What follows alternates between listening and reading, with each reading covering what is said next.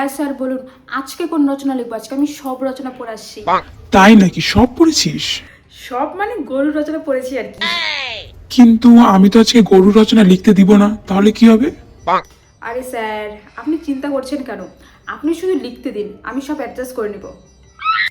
তুমি তাহলে এক কাজ করো, পরিবেশ নিয়ে রচনা লিখো। পরিবেশের রচনা? এরকম একটা সামান্য রচনা লিখতে দিয়েছেন আমাকে? দাঁড়ান, লিখছি। পরিবেশ দেখতে অনেক সুন্দর, সবুজ সবুজ ঘাস পরিবেশের মধ্যে পড়ে।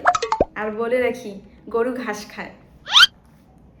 একটি গরুর দুইটি কান, তাহলে দুইটি গরুর কয়টি কান?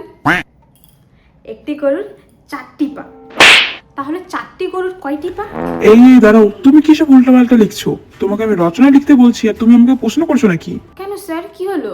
উল্টোপাল্টা কেন লিখছো? কোথায় উল্টাপাল্টা লিখছি? ঠিকই তো লিখছি। তোমাকে আর এটা লিখতে হবে না, এখন তুমি মাছের রচনা লিখো। মাছের রচনা? মাছ জলে থাকে, জলের পাশেই ঘাস হয়। আর বলে রাখি, ঘাস কিন্তু গরু খায়। একটি গরুর দুইটি শিং, তাহলে দুইটি গরুর কয়টি শিং? একটি গরুর চারটি পা, তাহলে চারটি গরুর কয়টি পা? একটি গরুর দুইটি কান, দুইটি গরুর কয়টি কান? এই, তুমি আবার পাগলামো শুরু করলে নাকি? হ্যাঁ, স্যার কি হলো? ভালোই তো লিখছিলাম।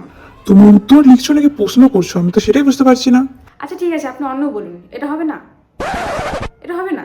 আচ্ছা আপনি অন্য বলুন, কোনো ব্যাপার না, বলুন বলুন। তুমি এখন মাকে নিয়ে রচনা লিখো, তাহলে এর মধ্যে তার গরুর রচনা আসবে না। মাকে নিয়ে রচনা লিখবো? ঠিক আছে, মাকে নিয়ে লিখছি তাহলে। নতুন পাতা বের করেছি, এখানে লিখবো সুন্দর করে। মা, আমরা সবাই মাকে অনেক ভালোবাসি, মাও কিন্তু আমাদের অনেক ভালোবাসে। আমি রোজ বিকেলে মাঠে খেলতে যাই, তখন মা আমাকে ডাকতে যায়। আর মাঠের মধ্যে থাকে গরু, একটি গরুর চারটি পা, চারটি গরুর কয়টি পা?